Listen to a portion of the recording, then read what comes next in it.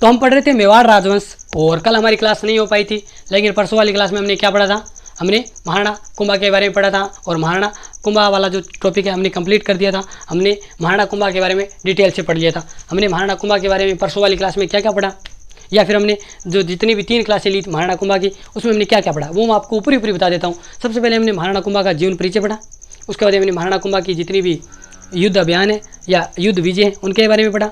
उसके बाद हमने महाराणा कुंभा की उपाधियाँ पढ़ी, महाराणा कुंभा की साहित्यिक रचनाएं पढ़ी, महाराणा कुंभा के दरबारी विद्वानों के बारे में पढ़ा, महाराणा कुंभा की सांस्कृतिक उपलब्धियों के बारे में पढ़ा। महाराणा कुंभा की सांस्कृतिक उपलब्धियों में हमने क्या क्या पढ़ा, महाराणा कुंभा द्वारा निर्मित मंदिर पढ़े, महाराणा कुंभा द्वारा निर्मित दुर्ग पढ़े, और मैंने आपको महाराणा कुंभा द्वारा निर्मित विजय स्तंभ के बारे में नहीं पढ़ाया था। और मैंने आपको कहा भी था कि हम महाराणा कुंभा द्वारा निर्मित विजय स्तंभ को सेपरेट वीडियो में पढ़ेंगे, तो आज हम इस वीडियो में पढ़ेंगे और 10-15 मिनट हम महाराणा कुंभा द्वारा निर्मित विजय स्तंभ पे ही चर्चा करने वाले हैं। तो विजय स्तंभ, मैं कहता हूँ कि ये विजय स्तंभ महाराणा कुंभा ने बनवाया, आप कहेंगे बिल्कुल भी कुंभा ने बनवाया। तो अब दूसरा सवाल आप मुझसे पूछेंगे कि महाराणा कुंभा ने विजय स्तंभ का निर्माण क्यों करवाया, ठीक है। तो इस बात पर मैं आपका जवाब देता हूँ कि जिस प्रकार कोई भी व्यक्ति है उसको सफलता मिलती है, तो वो सफलता को याद रखने के लिए कुछ ना कुछ है वो ऐसी प्रक्रिया करता है जिससे वो सफलता उसको याद रहे। जैसे आप एग्जाम्पल ले लीजिए कि आपका RAS या IAS में सिलेक्शन हो गया, ठीक है, आपको सफलता मिली।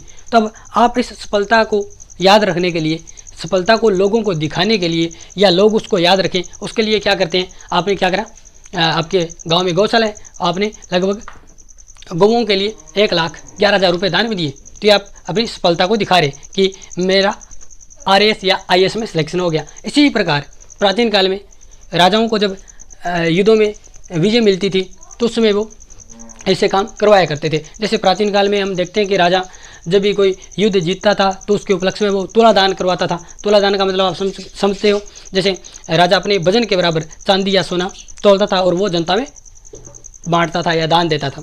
इसके अलावा ब्राह्मणों को भूमि देता था या सैनिकों को या भूमि देता था, इस प्रकार की चीज़ें करता था।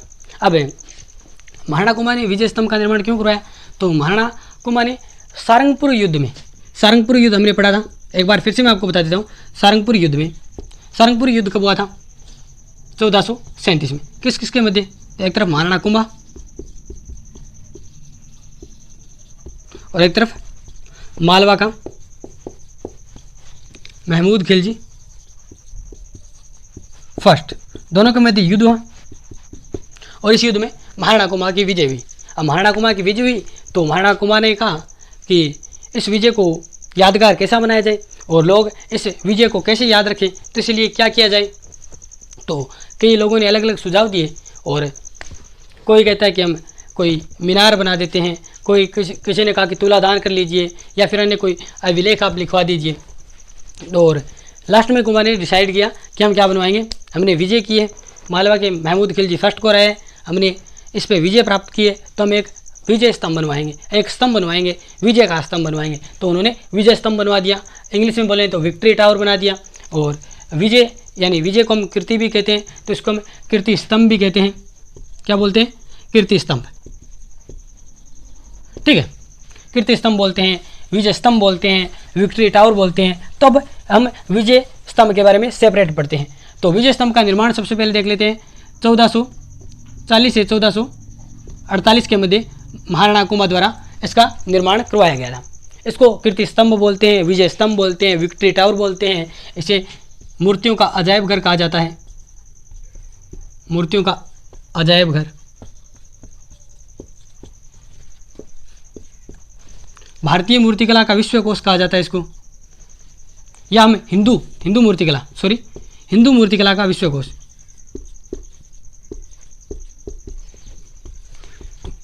विश्वकोश, ठीक है। इसके ये उपनाम है, कीर्ति स्तंभ, विजय स्तंभ, विक्ट्री टावर, या फिर हम इसको मूर्तियों का अजायब घर कहते हैं, हिंदू मूर्तिकला का विश्वकोश कहते हैं। अब हम देखते हैं कि विजय स्तंभ कितना मंजिल है, कितनी ऊंचाई है इसकी, वो सारी बातें करेंगे। फिर हम इतिहासकारों पे आएंगे कि कौन से इतिहासकार ने विजय स्तंभ के बारे में क्या कहा है, ठीक है। तो सबसे पहले हम विजय स्तंभ की बात कर लेते हैं। यह आपका विजय स्तंभ हो गया, ये ऊपरी मंजिल 2 मंजिल, 3 मंजिल, 4 मंजिल, 5 मंजिल, 6 मंजिल, 7, 8 मंजिल और ये आपकी 9 मंजिल।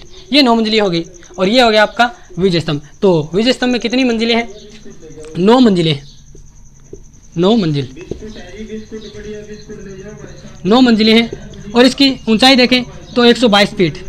122 फीट इसकी क्या है? ऊंचाई है। सारी चीज़ें मैं आपको बता देता हूँ। 122 फीट इसकी ऊंचाई है और 30 फीट इसकी चौड़ाई है। यानी ऐसे ये जो आप आधार देख रहे हैं इसका, ये इसकी चौड़ाई है 30 फीट। ठीक है, इतनी बातें याद रखिएगा। और अब मैं आपको थोड़ा कुछ और बताता हूँ, जैसे इसकी कितनी सीढ़ियाँ हैं। वैसे ये क्वेश्चन तो नहीं आता, लेकिन मैंने कहीं पे लिखा हुआ देखा था कि वो विजय स्तंभ है, इसमें 157 क्या है? सीढ़ियाँ हैं। अपनी भाषा में बोला तो 157 की पेड़ी है। ठीक है, तो याद रखियो। अगली चीज़ें देखा आप कि विजय स्तंभ के बारे में एक एक चीज़ों को आप देखा। यानी पहली मंजिल में आप बढ़िया जी, पहला मंजिल में आप बढ़िया ये पेड़ियाँ बढ़ गया। पहली मंजिल में एक इतिहासकार बढ़िया, नाम देखियो, थोड़ा अपनी भाषा बोलना क्यों। चलो ठीक है, हिंदी बोल लेता हूँ मैं। उपेंद्र नाथ डे, उपेंद्र नाथ डे नाम का कोई इतिहासकार है। उसको विजय स्तंभ, यानी वो विजय स्तंभ देखने आया और विजय स्तंभ देखते ही वो पहली मंजिल में एंटर किया। उन्होंने, किसने? उपेंद्र नाथ डे ने। उन्होंने देखा इस मंजिल में क्या है? विष्णु भगवान का मंदिर है। किसका मंदिर है? विष्णु भगवान का मंदिर है।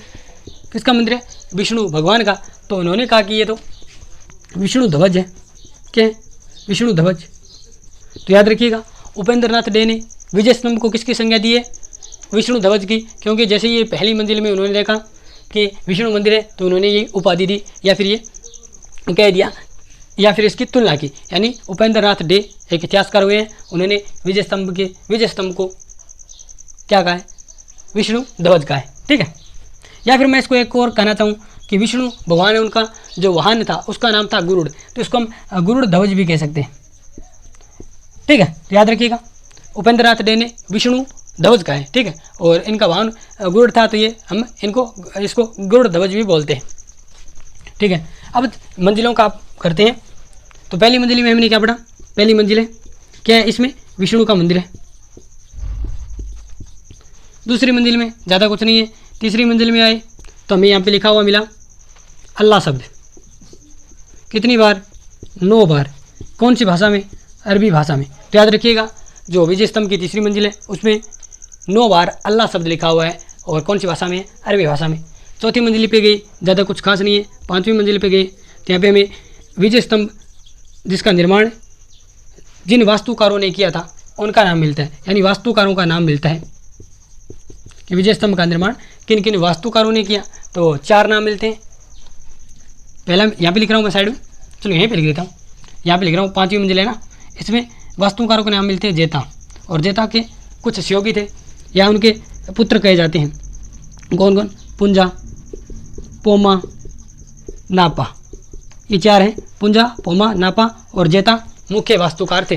कौन सी मंजिल में इनके नाम मिलते हैं? तो हमें 5वीं मंजिल में, विजय स्तंभ की 5वीं मंजिल में हमें वास्तुकारों के नाम मिलते हैं। उसके बाद देखिएगा 6ठी मंजिल में जाते हैं, कुछ खास नहीं है। 7वीं में कुछ खास नहीं है, लेकिन 8वीं में हम जाते हैं तो इसमें कोई मूर्ति नहीं है। यानी 8वीं मंजिल ऐसी है जिसमें कोई मूर्ति नहीं है। तो याद रखिएगा, विजय स्तंभ की 8वीं एकमात्र ऐसी मंजिल है जिसमें कोई भी मूर्ति नहीं है। 9वीं मंजिल में जाते हैं तो ये इधर वाला मैं मिटो रहा हूँ, आप देख लीजिएगा। 9 मंजिला है, 122 फीट इसकी ऊंचाई है, 30 फीट ये चौड़ाई है और 157 सीढ़ी है इसमें। तो 9वीं मंजिल पे जाते हैं तो हमें एक प्रशस्ति लगी हुई मिलती है जिसको हम कहते हैं कीर्ति प्रशस्ति, कीर्ति स्तंभ प्रशस्ति। ये प्रशस्ति 1460 की है। कब की है? 1460 की है। तो इसके रचयिता कौन है? तो हम कहते हैं अत्रि व महेश। अब याद रखिएगा, अत्रि और महेश कौन है? तो अत्रि महेश के पिताजी हैं और महेश के पिता कौन है? अत्रि। तो ये दोनों बाप बेटे थे, दोनों बाप बेटों ने कीर्ति स्तंभ प्रशस्ति लिखी थी। ठीक है, कीर्ति स्तंभ प्रशस्ति दोनों ने लिखी थी और दोनों को एक नाम मिलता है इनका अभी कवि, यानी दोनों को मिला के अभी कवि कहा जाता है। तो ये भी याद रखिएगा, कहीं पे क्वेश्चन आ जाए कि कीर्ति स्तंभ प्रशस्ति के रचयिता कौन है, तो वहाँ पे अत्रि व महेश का नाम न हो और वहाँ पे लिख दे अभी कवि, तो यहाँ पे राइट आंसर होगा अभी कवि। ठीक है, अब अभी कवि क्यों कहा जाता था इनको, इसके बारे में मुझे पता नहीं है। ठीक है, आप भी पता लगाना क्यों कहा जाता है, याद रखिएगा। फिर से रिपीट कर देता हूँ, पहली मंजिल पे विष्णु मंदिर है, इस कारण उपेंद्रनाथ डे इतिहासकार हुए, उन्होंने विजय स्तंभ को विष्णु ध्वज कहा है। दूसरी मंजिल में कुछ नहीं है। तीसरी मंजिल में जाते हैं तो यहाँ पे अल्लाह शब्द लिखा हुआ है, अरबी भाषा में 9 बार लिखा हुआ है। 5वीं मंजिल में जाते हैं तो यहाँ पे वास्तुकारों के नाम है। 8वीं मंजिल में जाते हैं तो यहाँ पे कोई मूर्ति नहीं है। 9वीं मंजिल में कीर्ति स्तंभ प्रशस्ति है, जिसके रचयिता अत्रि व महेश है, जिनको संयुक्त रूप से अभी कभी कहा जाता है। ये तो बात हुई विजय स्तंभ की। अब देखते हैं कि किन किन इतिहासकारों ने विजय स्तंभ के संबंध में क्या क्या बातें कही है, वो देखते हैं। तो सबसे पहले देखिएगा, टोड से पूछा गया कि बताओ जी कि विजय स्तंभ कैसा लग रहा है। तो टोड ने कहा भी ये तो कुतुब मीनार से भी श्रेष्ठ है, कुतुब मीनार से श्रेष्ठ। तो टोड ने विजय स्तंभ के बारे में क्या कहा कि ये तो कुतुब मीनार से भी श्रेष्ठ है। उसके बाद में फर्ग्यूसन से पूछा गया, फर्ग्यूसन ये इसको पूछा गया कि विजय स्तंभ कैसा लग रहा है। तो फर्ग्यूसन ने कहा कि इटली में हमारे ऐसा, इटली की राजधानी है रोम, और वहाँ पे हमारे एक टार्जन टावर है, उसके समान ये लग रहा है। तो फर्ग्यूसन ने किसकी तुलना की विजय स्तंभ की कि जो रोम में टार्जन टावर के समान, टार्जन टावर के समान या टावर के समान, ठीक है, यानी रोम के टार्जन टावर के समान है विजय स्तंभ। किसने कहा? फर्ग्यूसन ने। अगली हम पूछते हैं कि गोपीनाथ शर्मा जी थे, बताओ भी कैसा लग रहा है विजय स्तंभ। तो गोपीनाथ शर्मा जी कहते हैं ये लोक जीवन का रंगमंच है, लोक जीवन का रंगमंच है, ठीक है। उसके बाद में पूछा गया ओझा जी से कि बोलो ओझा जी कैसा लग रहा है विजय स्तंभ। ओझा जी कहते हैं कि पौराणिक देवताओं का अमूल्य कोष है, अमूल्य कोष। तो याद रखिएगा, 4 इतिहासकार टोड ने क्या कहा है विजय स्तंभ के बारे में कि ये कुतुब मीनार से भी श्रेष्ठ है। फर्ग्यूसन ने क्या कहा है कि ये रोम के टार्जन टावर के समान है, और गोपीनाथ शर्मा ने कहा है कि ये लोक जीवन का रंगमंच है, और ओझा जी ने क्या कहा है कि ये पौराणिक देवताओं का अमूल्य कोष है। अब एक इतिहासकार और हुए हैं, आर.पी. व्यास, रामा प्रसाद व्यास। उन्होंने क्या कहा? उन्होंने कहा कि ये जो विजय स्तंभ है ये हिंदू प्रतिभा शास्त्र की अनुपम निधि है, यानी जो हिंदू प्रतिभा है उसकी अनुपम निधि है, अनुपम निधि, ठीक है। याद रखिएगा 5 इतिहासकारों के मत देख लीजिएगा एक बार फिर से। इधर हो जाता हूँ मैं साइड, ठीक है। फिर से रिपीट करूँ, नहीं लास्ट वाला रिपीट कर देता हूँ। आर.पी. व्यास ने क्या कहा है कि ये हिंदू प्रतिभा शास्त्र की अनुपम निधि है, ठीक है। किसने कहा? आर.पी. व्यास, रामा प्रसाद व्यास ने। तो ये 5 इतिहासकारों के याद रखिएगा, 5 इतिहासकारों के नाम, और उन्होंने विजय स्तंभ को किस नाम से संबोधित किया है, सारी बातें याद रखिएगा। अब हम चलते हैं कुछ और फैक्ट विजय स्तंभ के बारे में। विजय स्तंभ के बारे में देखिएगा, विजय स्तंभ के बारे में सबसे पहले याद रखिएगा ये राजस्थान की प्रथम इमारत है, राजस्थान की प्रथम इमारत जिसपे 15 अगस्त 1947 को 15 अगस्त 1947 को क्या जारी हुआ था? डाक टिकट जारी हुआ था। तो याद रखिएगा डाक टिकट जारी हुआ, यानी डाक टिकट जारी कब हुआ था? 15 अगस्त 1947 को, और डाक टिकट जारी हुआ 1 रुपये का, याद रखिएगा। तो यानी राजस्थान की प्रथम इमारत जिसमें डाक टिकट जारी हुआ कौन सी है? तो विजय स्तंभ। और विजय स्तंभ पे कितने रुपए का डाक टिकट जारी हुआ? तो 1 रुपये का, ठीक है।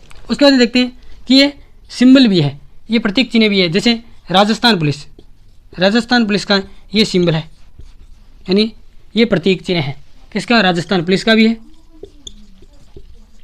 और आपका दूसरा कौन सा आता है? जो राजस्थान माध्यमिक